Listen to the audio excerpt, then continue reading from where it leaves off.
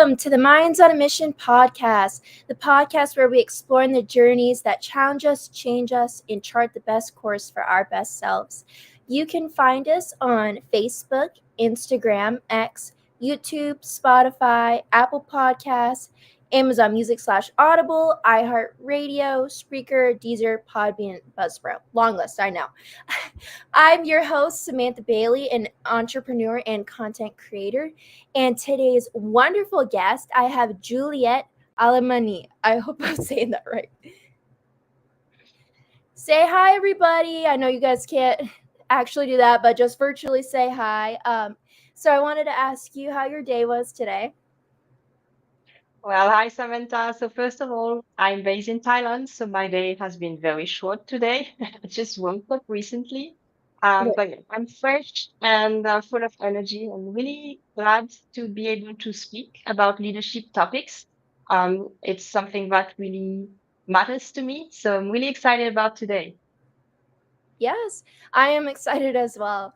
And with a little bit of what you said just now, I usually at the beginning ask my guests if they could tell us a little more about themselves. So if you could give a little more in depth, like your background and your passions, whatever you want to share. Sure. Maybe I'll start with my passions. I like to switch it up a little bit. So I'm a passionate scuba diver. It's always been my number one passion. I also love dancing, Brazilian zouk. I also do pole dance, and I love cooking. I'm French, and I just love baking offshore, of course. In terms of career, so as a child, I always wanted to be a data scientist because I was passionate about the sea and I wanted to work on fish. So I did all my studies. I did an agronomy engineering school. I did a PhD in data science. And then I specialized really on data science applied to fishes. I was working for the European Union. And what happened is there was a moment in my career where I realized that I wanted to switch towards the private sector because I felt that in research, things were not going as fast as I wanted to. And it was not possible to have enough ownership on, the decision-making process. So I moved to Thailand and I joined a small company that was working on sustainable agriculture. And what happened is the manager resigned very shortly after I joined the company. So there was an opportunity to take his place. And for me, I had zero experience in management, so it was pretty scary. But I just took the leap and I started. And it's been it's been a journey because when it's your first time, there's a lot of challenges you experience. But I tackled this journey and I really quickly progressed. I made the company bigger and I had to hire more people, improve the processes. Um, and now today, so I became the CEO of the company. It took me 5 years to get there. It was never the goal, right? It's just basically the mean to have a fulfilled team, a company that has impacts. For this, I had to become a leader. So the situation made me a leader, I would say. After that, I realized that a lot of people came to me for help, advice, support. So I decided to become certified as an executive coach and then help people on the side. So that's not my main business, executive coach, but I really enjoy doing it on the side. Yes. I love everything you just shared. And if you guys haven't seen her page, I've seen some of the videos of you dancing and I'm always like, you just look so beautiful and I love watching it. It looks like so much fun. Um yeah, so I want to get more in depth into a lot of the other stuff, but since we're talking about dancing, I kind of wanted to know what sparked your interest into dancing and can you tell us more about that? First time I got interested in dancing, it came out of a will to heal something in me. So I had a little trauma of not feeling okay with being touched too much or with being too close to someone, looking too much in the eyes and being close to someone. And couple dancing, well, is all about that, right? So I'm talking salsa, bachata, kizomba, so more these Latin dances. And I went to a party and I saw people being so comfortable, like dancing together, interacting. And I realized I wanted to learn that. I wanted to overcome this fear of mine. So I went to a class and then another class. And over time, dance really helped me with that. And then I started to just go deeper into this activity. And in couple dancing, you have the leader and the follower. So usually the leader is a male. So the men will lead the dance, which means they will decide which moves are coming next. And the women then they learn to detect, to identify what are the signals to trigger one or two moves, and then they will follow. But you can also invert the roles. So you can have women deciding to be leaders, and then the men will follow, or women and women dancing together, men and men dancing together. You can do what you want, right? Especially in Brazilian zouk, it's very common to switch roles. And I explored that, and I started to make parallel with life. How interesting it is when you manage to establish a very clear communication channel with the other and a clear connection, and you start to use empathy, you start to connect with the other, you can understand what they want to do. You can, as a leader, propose a move instead of imposing it, I would say, and the follower can decide to follow or can decide to improvise something else. And I just started to really love this dynamic. And it's funny because I think leading, following concepts, I started to learn it in dance actually. And later in my job, I realized, oh wait, this can actually help me in my job. That, I mean, just hearing that, and so my first thoughts is I had another guest who also, it was very similar, got into dancing. It was just to explore, healing, or just intimacy, sorry, I can speak. And just how that kind of plays a role into different aspects of your life. It was very similar, and it just made me think, like, it's so beautiful how these different things in life can, like, come together, and how it's just, I don't know, like, it's just perfect. Like, I always like explain, like, it's like the perfect puzzle pieces just, like, come together, and it just fits beautifully. And so I love that, and it definitely makes me think more about, like, I want to get into dancing and do more I fun think you stuff like do. that. I think it would be lots of fun. So, I know we talked a little bit about dancing. Sorry, if you could just repeat, what were the other things you said were your passions? So you said dancing, and then Scuba diving. Scuba scuba diving. diving. Yeah, it's been a lifelong passion for me. Yes. Okay. Could you tell me more about that? Like, how you got into scuba diving? Sure. So basically, my parents. So I grew up in Reunion Island. So it's a French island next to South Africa. So it's in the Indian Ocean. And my parents, they built a scuba diving club, and in their free time, they would teach people to dive just for free as a volunteer. They did really cool actions also where they, engaged with children from the island who maybe came from families that had less money and couldn't afford this type of activities. And then they brought them and taught them to dive. And what I've observed in the activities they were doing is that they would sometimes take children who had zero self-confidence, zero self-esteem. And then because they were taught to dive, which is usually an activity that, they would never dream to do that, they actually started to gain a lot of self confidence, and they started to believe in themselves much more because they could do that. They could actually do that. And everything becomes possible once you manage to overcome certain fears. So it was very inspiring for me. And of course, because, I was in the environment surrounded by my parents and all their friends dancing, I started to dive at 7 years old, actually. And my father was teaching me, and then I just kept doing my certification until getting the dive master certification. Um, and I really love in diving the fact that once you enter the water, there's no noise anymore. There's only the silence of the water.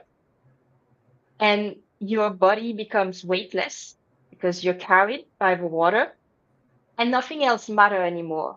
So to me, it's exactly the same as meditation. If I'm in the water, my body completely relaxes and my mind becomes like blank, you know, just nothing going on, just enjoying the moment, being 100% present in the moment. And I guess in my everyday life, if I have some moments when I'm a little bit too stressed, one method I have is closing my eyes and thinking back to these times where I was diving and just like enjoying the moment and seeing the turtles and the fish and the manta rays and feeling this sense of profound, fulfillment and profound relaxation. I appreciate you sharing that. That was beautiful. And it's like with everything you're sharing, it's like I need to go out and explore like cool things like this because I feel like growing up I didn't really do a lot of fun things like that. But I definitely relate in the sense of like I love going to the beach, so I can relate in the aspect of like I love the sounds of the water. It's very calming, but I've never gone diving. And so I'm like, these are things that like I need to experience because it's like just hearing you talk about it, it's like I really want to try that. So I That's appreciate you. great. And I love when people try it and then they tell me about their first time. It's usually like, yeah, magic moments. Do you feel like you connected with a lot of people over diving? You built like a community through that, or Yes, I did. I actually did. I think when you meet people who share the same passion, you have like this like mutual understanding of, we know how good it feels to do this or that, and just we share this passion. So you kind of speak the same language. You start with a bigger basis than someone who doesn't share passion with you. I get that. And it's so nice to like have different communities for different things because it just like again like it's like well rounded, like you just know that you really want to connect with people in this area, you can go and do that, which is really cool. um Agreed. so I was thinking back to when you were talking about earlier on in your journey and you said that you were a data scientist. Could you tell us a little more about that and how you got started in that and your talk more about your progression? Yes. So basically, I think I was maybe like 8 years old when I decided one day I want to save the fish. And then I remember I was talking about it with my friends, at school, and I was like, yeah, I want to be a scientist to save the fish. So it was kind of this childhood dream. And I think when you have like this big dream and you hold on to it, it makes it easier to go through the steps to get there, even though sometimes they might be difficult. I mean, the studies, it was not always easy, and doing a PhD is definitely not a piece of cake. But I really had this dream in me, so that really pushed me to continue and to finalize this. Um, what is interesting is that, all the data science part, at the end of the day, it was really the tool, the step to achieve the mean. The mean was really to work with the fish and to try to do something to save some of the fish population. Um, and along my journey, there's been some moments that were very stressful to get there. And dancing has helped me a lot, specifically during the PhD. There were moments where, you just think only about work and the deadlines and of course you have self-doubt constantly. So you need sometimes to, shut your mind. And some people do meditation. I've done it a little bit. I have to admit I'm not very good at it. But for me, dancing was very, very helpful. That I struggle a little bit with answering, so I'm sorry about that. So I had a couple thoughts. I really like that you knew at such a young age like what you wanted to do, and that's driven you throughout your career and really has helped you with your success. I know that sometimes people have dreams, but they just kind of get wrapped up in things and throw their dreams away. So it's really, really nice to get to talk to people and be like, I've had similar thoughts, or, I've had struggles, but like this is how like I worked through it. So that led me to my next thought that I wanted to ask about imposter syndrome, because a lot of people struggle with imposter syndrome. And so I wanted to ask if you could share some signs that people might be experiencing, and some strategies you recommend for overcoming this. Sure. So that's a big topic. Uh, for my life, it's been a big topic first, but also like, coaching people, it's something that comes very often. First of all, let's discuss a little bit what is imposter syndrome. Yes. So it's some kind of like it's something that we experience, psychological event that we experience, where we start really doubting our accomplishment. We start doubting whether we are legitimate to be in the position where we are today and to do what we are doing today. And we constantly have this fear, which is inside of us, right? It's an internalized fear. We have a fear of always being judged by others, and we have a fear of being exposed by others as being a fraud because we feel that we're not legitimate. And this can happen in so many contexts, right? It's not only about work, it can happen for mothers, for example. Like, I'm not supposed to be a mother. Like, I'm not good at it. Like, I'm going to be exposed. People are going to find out I'm actually a bad mom. Things like that, these type of voices in your head. And it can, on the long term, if you like, if you don't work on this imposter syndrome, it can really affect your mind in a very negative way. And it can really lead to really bad consequences like depression. So it's important to recognize it. So how are we going to identify this? Um, my first advice is to look at your body, right? Because usually when we feel anxious, when we feel like scared, the body is the first one who will tell you something is wrong. There's going to be some changes. There's going to be a knot in your belly constantly, and you don't even know why. You can't pinpoint where it comes from. Your muscles are stressed, you don't sleep well, maybe you don't digest well. So there's all kind of signs that your body are going to, to try to show you, to warn you. Now you want to try to pinpoint when do these body reactions happen. For example, for new managers, it might happen every time they conduct a meeting with their team and they start feeling like the body's telling themselves, you're feeling anxious, you're feeling scared. Okay, so you want to start to write down when does this happen so that afterwards you can come back to it and be, okay, now why does it happen? Okay, why do I feel scared of being judged? Why do I feel like I'm not legitimate? So a lot of the signs are going to be body. And in your mind, you're going to start to have some voices of self-doubt. So every time you do something, you might start questioning, can I actually do that? Like, I'm not sure I can, right? Do I even have the expertise to do that? You might experience some kind of what I call decision avoiding um, behavior.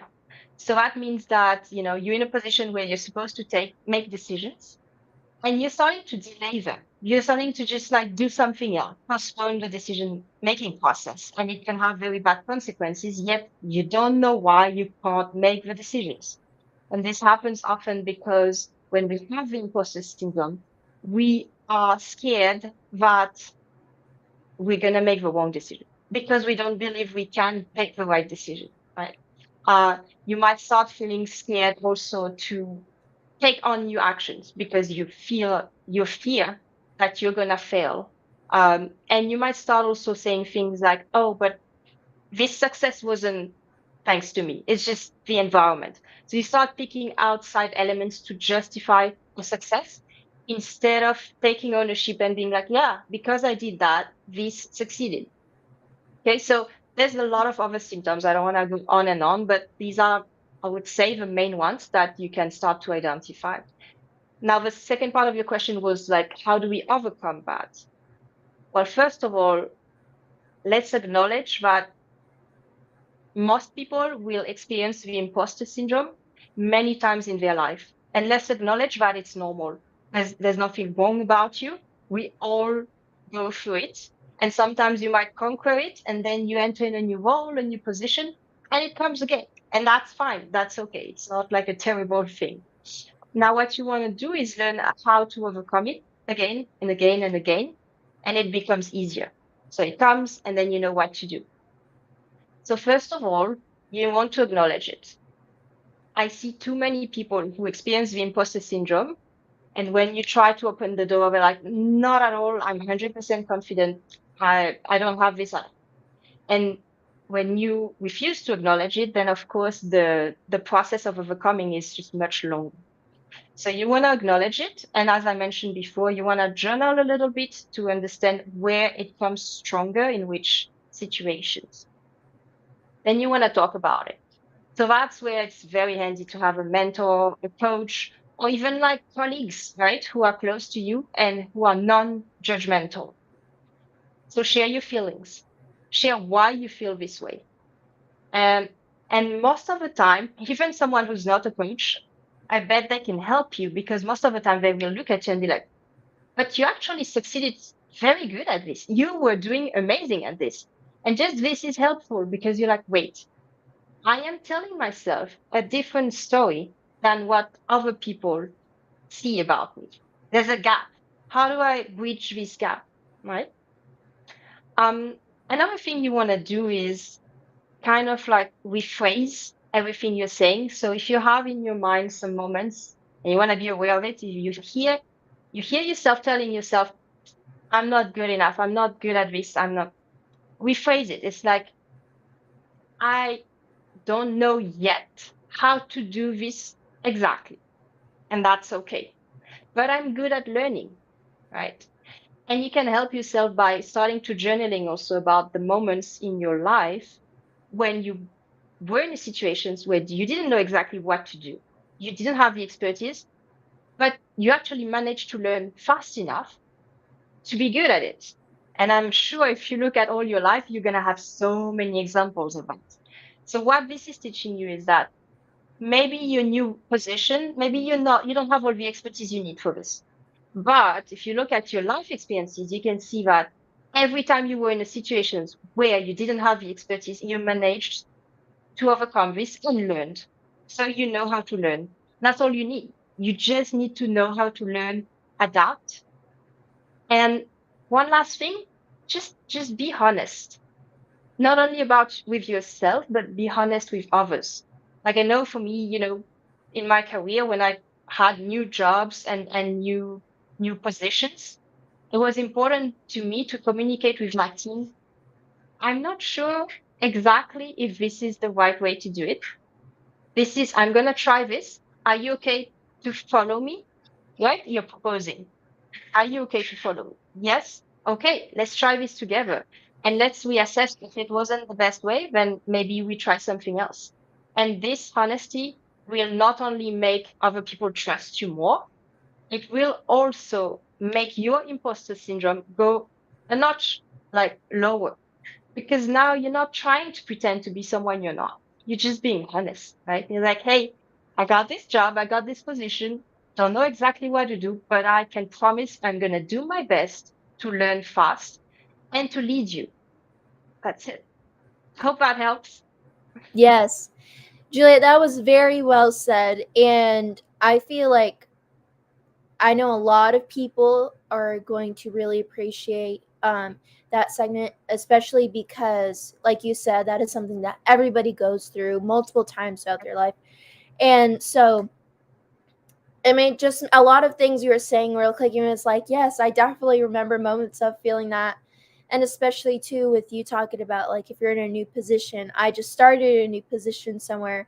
So, like, that part really resonated with me as well because I noticed, yeah, a lot of things where um, maybe in the past I wouldn't have responded the same way, but I'm definitely responding in the sense of, like, okay, well, I know that I may not be confident about this, but like I'm gonna talk about it, and like you said, just be honest, which like just made me think about also you said of acknowledging certain things you've done in your life and the progress you've made.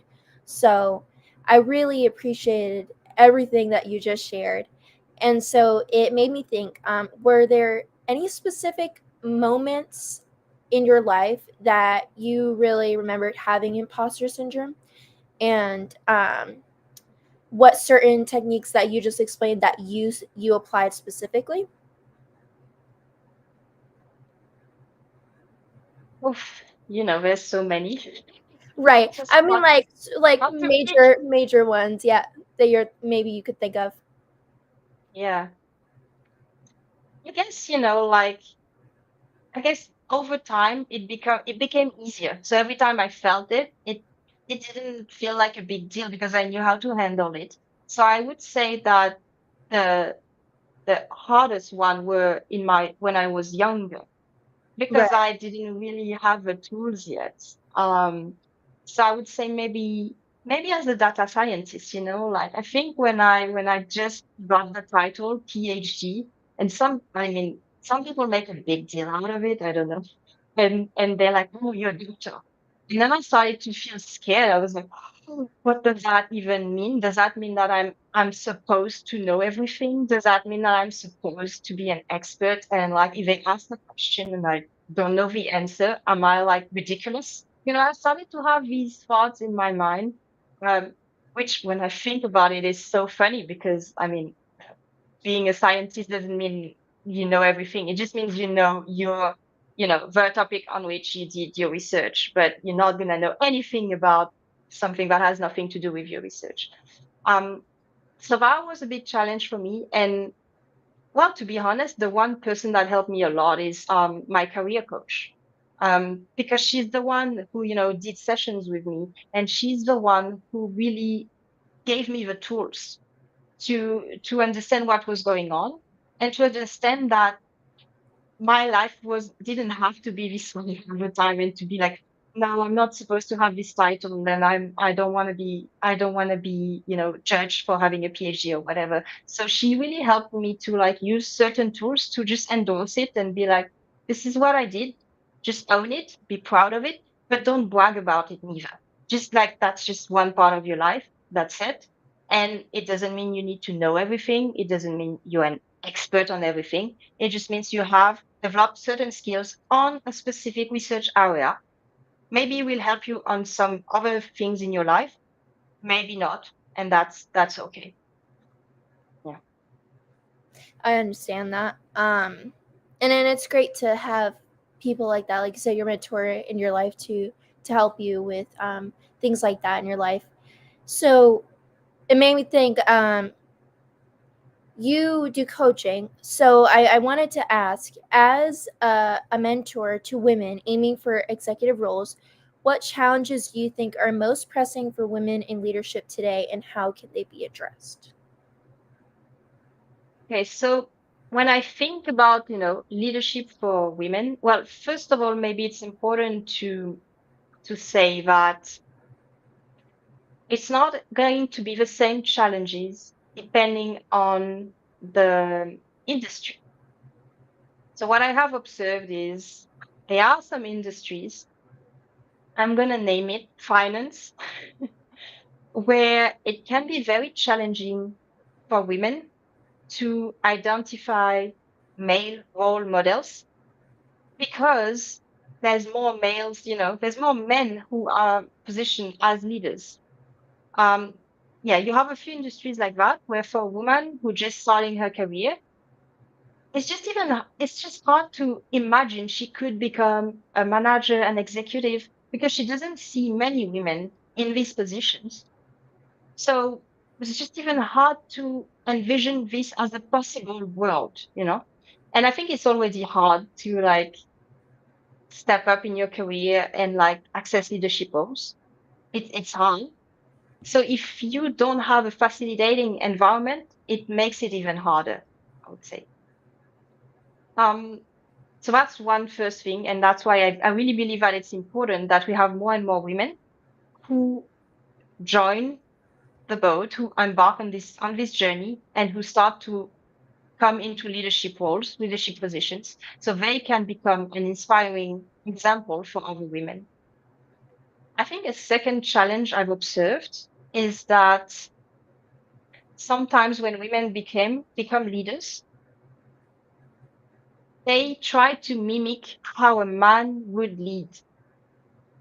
And it's linked to the first challenge, right? Maybe they didn't have many examples of other women leading, or maybe they have examples of women who lead mimicking men and maybe using a little bit too much like imposing and controlling and not enough empathy, not enough listening and proposing. Um, I don't want to be stereotypical neither, because I've seen many men who are amazing at leading with empathy as well. Like I have to say, but I really observe this tendency for some women when they become leaders. There's a fear that they're not gonna manage to do well enough, and so they start to be a little bit too strong in like trying to control everything, in trying to show zero weakness, and trying to appear very strong as a very strong person, right? And I really believe like everyone needs to find their leadership style. But I believe being honest and being authentic in who you are as a person and even starting to be vulnerable is a better way than just trying to hide your fears and trying to power through and look strong and then kind of be very authoritative just to mask your fears and to mask your doubts. So I would say that's something I've been observing, and yeah, I really believe that that's also why it's important when you start transitioning to a leadership role to try to find either like maybe your boss can help you, can be a mentor, or it can be an external coach, or even a therapist. Actually, like therapists can help tremendously for these transitions as well. Yes, and I think everything you just shared it is very vital, and even it made me think too, like you said, even if you are a man, like there's a lot into being a leader, and like you said, empathy and being nurturing and things. So that is a big part of it because, as a leader, people want to come to you for advice and for help in different things, and so you kind of, it's just like customer service and just understanding your client. Like it's very similar to that, but it's your relationship with your employees, and so it's just understanding like how to take that but take it into a bigger role. So I very much agree with everything you just shared. And I just wanted to say something real quick. I wasn't sure if you noticed it, but we were having some technical difficulties. Your screen was like glitching. So I It's just want to let so everyone bad. know that we did see that. It seems to be fine now, but I just want to let everyone know. I'm not sure what was going I on. think it's on my side. I think it's on my side. I think it's my webcam sometimes has a little glitch. So I'll try not to touch anything and hope it will hold. No worries. I just was like, what is going on? The whole day is just like flash. I was like, okay. Oh, did it there again. Um, so talking about your transition into being a a leader. Sorry, my brain is like, it's Friday. So what I was gonna ask, what pivotal moments or decisions do you believe were crucial in your rapid career advancement?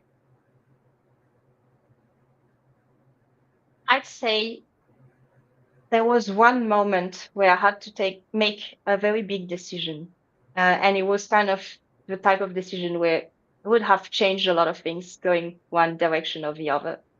Um, so as I mentioned, when I joined the company that, when I arrived in Thailand, it was a small company, and they were going in a certain direction, and the cash flow was not very good, and the finances were just like not very good, and I was not in a decision making role when I joined, right? I was just an employee, and there's this time where the cash flow really went too low, and there was a month when we couldn't pay the salaries in time.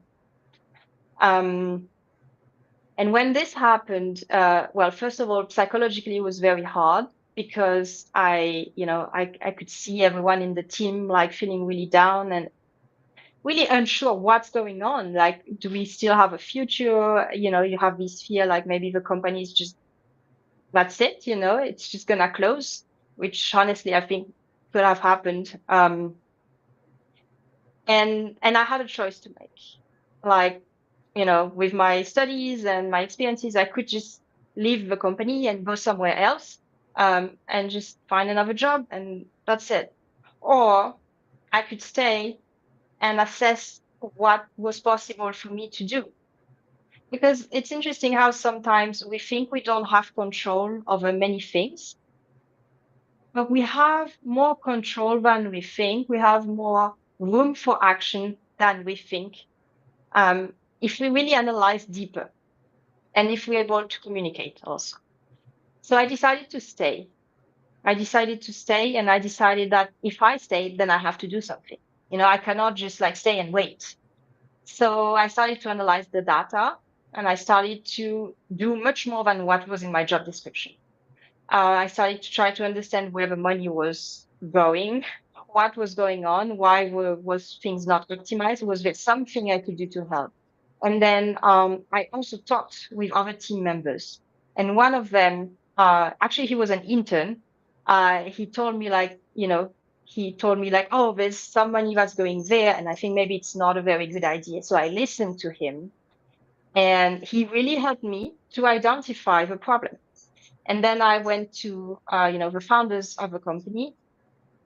And I just bought them the data and I told them, this is what's happening. The money is going there, but this money that we put in here is not bringing back money, which means it's an expense, not an investment. If we continue this way, the company will drown. That's it. We will have to close. However, if we cut this expense and we focus all our activities on this other area that brings money, then we survive. And they listened to me, right? And that was like, to me, that was a turning point for what happened in my mind. Because suddenly, instead of being like, I'm a victim and this is what's happening to me, the environment is bad and blah, blah, blah. Instead of thinking this way, I was like, what can I do? Even if I'm not in a position of making decisions, is there something I can do to change what's happening? And I could. It's not always the case, of course. There are situations where you can't, but in this specific situation, I could. And because I decided to stay, then I started to just take a lot more ownership on everything. And that's also why I became quickly CEO of a company. And I wasn't scared anymore to take this role and take this responsibility because I knew I was able to do it. Right. So yeah, that was the turning point for me. That was very inspirational, and how you went about it was amazing. I mean, not a lot of people have that. Like, that's a skill, to be able to identify a problem and to be able to come up with solutions. Like, being an amazing problem solver is like just an amazing thing to have under your belt, like, you know what I mean. So that is really inspirational, and I think a lot of people will really appreciate that advice that you're Samantha, giving. I'm sorry, I'll cut you because this is important to me. So I 100% agree that the problem solving skill is important. But if we look back at this situation, another important skills, and I really want everyone to understand that, is to listen to others. So what happened is also I asked to the team their advice, and someone in the team, it's not, I'm actually not the one who detected 100% the problem. It's someone else in the team, but I was able to listen. And it's someone who never would have gone to management by himself because he was an intern, right? So for me, leadership is about listening because you can't have all the answers. You'll never have all the answers. But if you listen to everyone in the team, you're using much more brain power than just yourself. So for me, that's the core uh, lesson learned here as well. I like that. And yeah, I do agree with that. Um so talking about that made me think, like, so you're talking about like being a team. It made me think about a question I want to ask you, which is, how do you approach cultivating a positive workplace culture with a diverse team, and what impact has this had on your company's success? Okay. I think for every team, whether it's like diverse team, many nationalities and gender or not, I think the core element, if you want to have a positive work culture, is to make sure that everyone feel safe at their job. So you want to make sure that they understand that what we expect from them is to do their best, to communicate about difficulties they have, to ask for help. But we never expect them to be perfect. We don't expect them not to make any mistakes. We encourage mistakes. I think that's, to me, is a very, very first step. And then when you see in teams where there's like maybe high diversity and there might be even like cultural differences that lead to some kind of conflicts, what I've observed is that it's not really the cultural differences that is the source of conflict. It's more like the values that are brought in the team by the leaders that make that make everyone feel unsafe, protective, and therefore start to mistrust everyone around them. So to me, it's not a big difference, to have like many nationalities or not in terms of how you need to act. You really want to make sure that people are happy to come to work. Employees know that the leaders care about them, care about their well-being, and does everything in his power to bring this safety, okay, and to listen to them. So it's simple rules really, but like for example, you wanna observe what is the best situation for like home office vs office days. So for example, like for me, I discussed with the team and we decided to have like, 3 days home office per week, um as like standard for everyone who wish to have 3 days home office per week. But whenever someone has like family issues or anything, they can just take as many home office days as they want. Like someone has an operation, we've had this case, they can stay 2 months at home. They feel like as long as they're doing the work and they're doing their part of the job, then everything else is like more flexible and they're protected to make sure that their interests are taken into account. Now, I do want to say a little thing though about, different cultures. Like I have noticed, and I think like if when you study a little bit management, this is something that we talk about as well. For certain countries, like Asian countries, there's a bigger emphasis for employees on the team culture and thinking as a family unit. So when they join a company, a lot of time they expect, everything to move as a group, as a family, everyone working together. You think of the US, it's kind of on the opposite of the spectrum. So in the US, there's really this culture of individualism. So employees are just focusing on their career, their achievements, and sometimes kind of like really just don't are not gonna really like try to cooperate with others because they're just trying to advance themselves. So this is different mentality, which is obviously linked directly to the culture of the country. And you do want to be aware of that.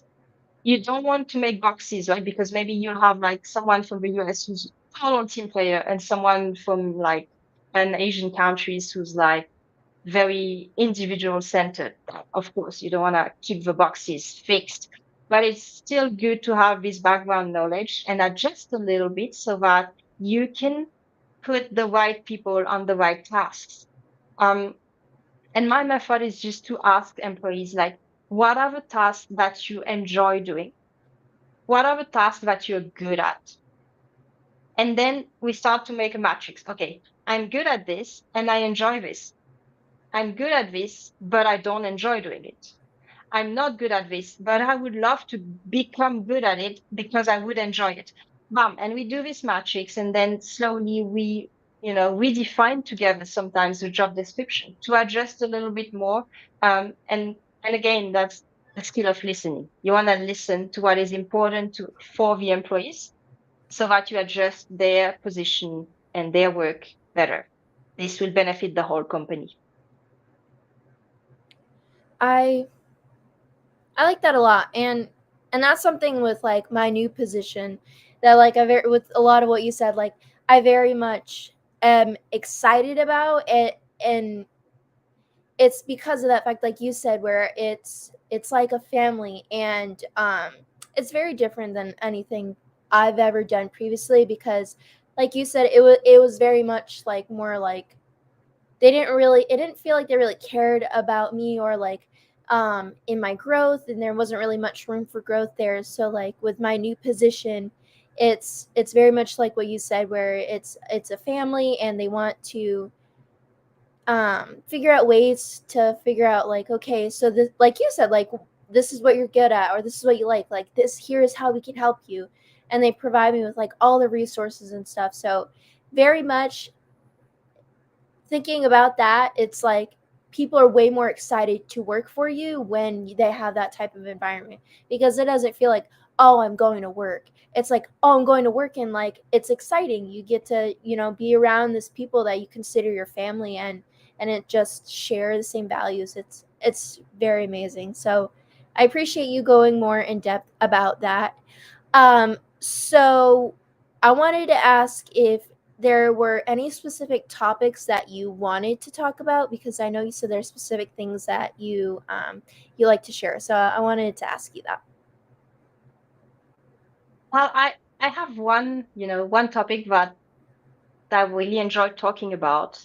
Again, because it's something that comes again and again, comes often. Um, I've noticed that, for all of us, we have drivers, right? So it was discovered by an American psychologist. Okay, so his name is Kaler Tybee, and he discovered the five drivers that really affect our behaviors, our decision-making process, and basically really can affect our whole life, and how we interact with others. So the five drivers are: please others, be strong, hurry up, try hard, and be perfect.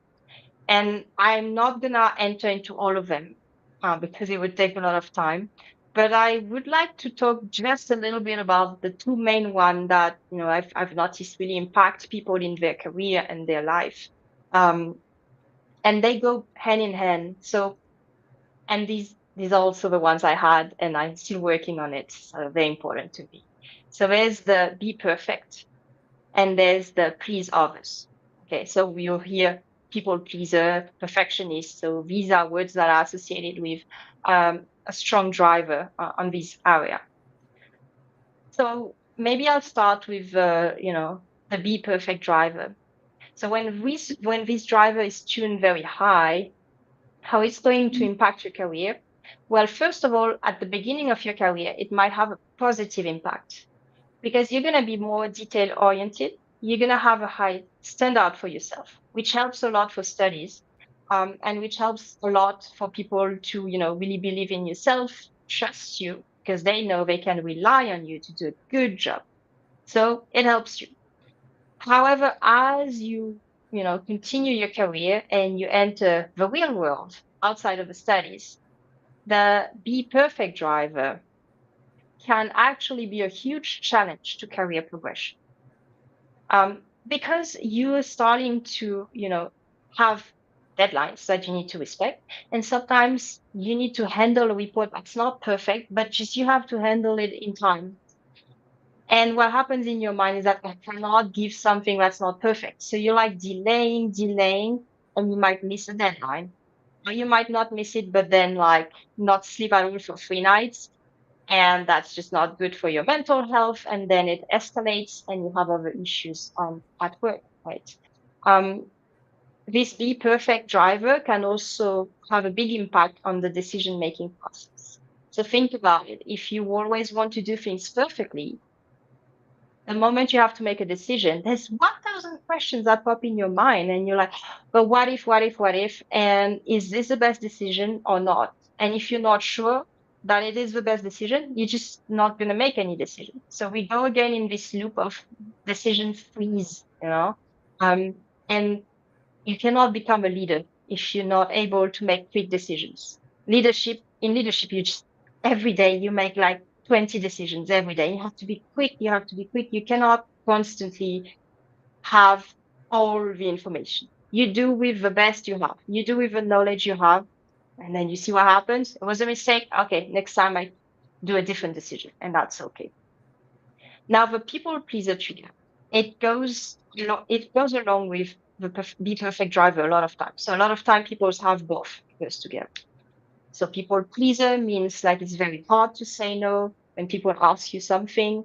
And initially you feel like you're just being kind, and which is a very good thing, right? Again, this driver is very positive to make friends, to be loved by others. But the problem is when it starts being too strong, and when your sense of self worth is linked to pleasing others. So instead of liking yourself for who you are, you start liking yourself for people praising you or people saying you're kind, and you're looking for that, right? And that can become like pretty negative for yourself, for your mental health. And in the work environment, what happens is you're always going to have colleagues asking, can you help on this? Can you do that? And you say yes one time and two times, and it's outside of your job description, and you keep saying yes. What do you think will happen? Everyone will just keep asking you because, hey, she's nice. She's just saying yes to everything. If you do that, you cannot focus on your own job. You're starting to do things that are outside of your job description, and you cannot focus on, you don't have energy anymore to focus on the future, which is so important for career progression, right? You're in a position, you're doing your job, you're doing a good job, but you always need to leave some space of mind to think about what's the next step? What comes next? What do I need to learn to go to the next phase? So all of these, so the people pleaser, the be perfect, they're gonna really slow you down in your career. So it's important to work on it as soon as possible. And working on it will not only help your career, but it will also help your life. Like honestly, your happiness level. Like for me, it changed everything working on this. Absolutely everything. Just my happiness level went like here. Um, and maybe that's going to be the last point, but just going to touch base on this. But these drivers combined in the work environment, they can also increase the likelihood of going into burnout, which is a very bad condition. When you have a burnout, it's very hard to get out of it. It's very hard to heal. So you want to avoid it. So you want to be proactive about making sure you do everything in your power to not enter in this like wet zone. Okay. You want to stop before you enter the wet zone. And when you have these drivers, you have to know you're much more likely to experience burnout. That is wow. Um, I know we're coming up on the hour line, but I wanted to ask, how did you come across this, like the Kaler's drivers? My career coach. Okay. Yes. So I was experiencing a lot of issues when I became manager. Like, I I had this feeling of guilt sometimes of for many things. I was doing certain things. I was making a decision. I was feeling guilty. I was also having a very hard time setting boundaries for myself and just saying yes to everything. Um, and I was starting to feel like, wait, I feel like I'm doing so much work and it's like accumulating. How am I going to survive in this environment? And at first, I really thought like, you always try to blame external factors. I think it's like a human thing. You try to not look inside. You don't want to look at yourself in the mirror. You just try to find excuses around yourself. Um, but eventually, it's important to be honest and be like, wait, I think they are internal factors, and and it's not easy, right? You need to really lower your ego and be like, hey, just forget about your ego. Just try to be honest and try to understand what's going on and what can you do to change something inside of you, to improve the situation. So then, yeah, then I started working with a career coach. And she's really the one who started to point out, as an easy test you can do to assess what are the higher tuned drivers. And then we made a mapping and then we started working on that. And that's what initiated my will to really get specialized in these drivers and specialize in how to soften these drivers. So started to do a lot of research. That's why I went through the certification as well, to make sure that I was able to have all the coaching tools to work on this with different clients. So sorry, my camera is doing the ghost thing again. Like I don't know what to do. You're okay. I know. I was like, well, it's probably the perfect time to start Uh, wrapping up because your camera is like glitching again.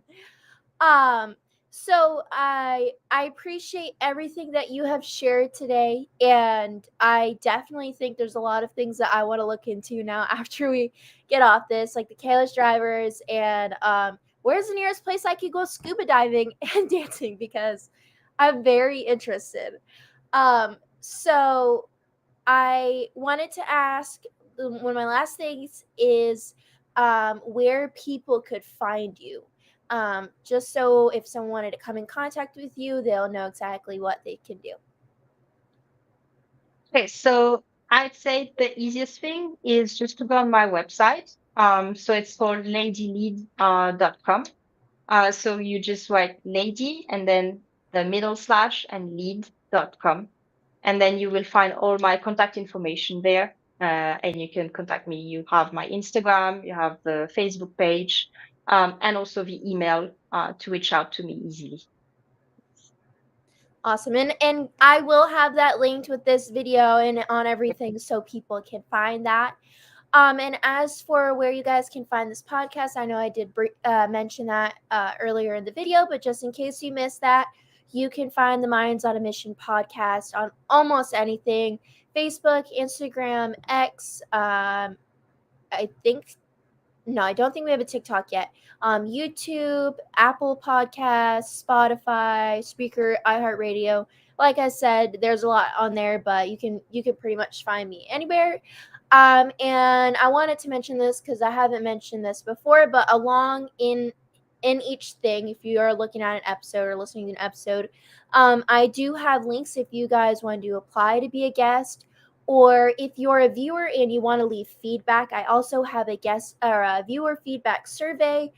This just helps me know what I could work on to make this podcast better. And I also have a guest feedback survey that I do send out so that I can ensure I'm doing everything I can to make this the best possible experience. Um, and as for where you can find my personal links, it's Samantha Bailey on Facebook, and I'll have everything linked. But yeah, you can look up also on, I believe, Instagram and TikTok. It's Sam B Daily Motivation. I'm on LinkedIn. Like I said, I'm pretty much on everywhere. I also will leave my link tree that has some free resources that I found, some courses and stuff. Just because I like to give you guys stuff so that you can do whatever you'd like to do. Look into different courses and stuff. I just like to give those free resources out. So I just wanted to thank you so much again for coming on today. I appreciate it. I know it's kind of early in the morning, so I really appreciate your time. And before we hop off, I just want to ask if you have any closing messages, anything you'd like to say before leaving. I think my closing message is like, leadership skills are skills that are not going to serve you only in your career, but also in life. And the number one skill is going to listen. Listen to everyone around you, be open minded, and accept feedback. And always know that, you're not here to impose anything, you're not here to control anyone. We are here to help others, and we're here to listen and to support. Yes, I agree. All right. Thank you so much. And I just want to say something real quick. If you guys hear a noise in the background, it's my cat. She keeps meowing. I'm sorry. Um, but yeah, so I hope you guys have a wonderful night tonight. We appreciate you coming on. And I will see you guys on Monday with Jonathan Hickman. I just don't. The end slide's not set up because I've just been all over the place, so I do apologize about that. But yes, I will see you guys on Monday. So bye. Hope you have a good night.